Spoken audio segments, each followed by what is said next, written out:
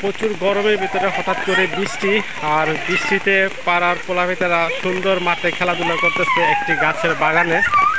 খুবই তারা আনন্দিত, কারণ হুট করে বৃষ্টি, প্রচুর গরম ছিল।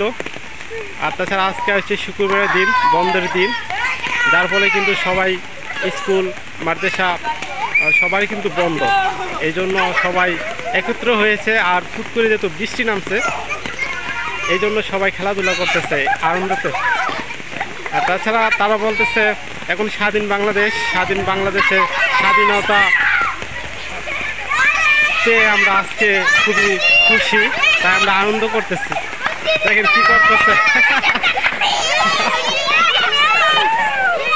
সুন্দর।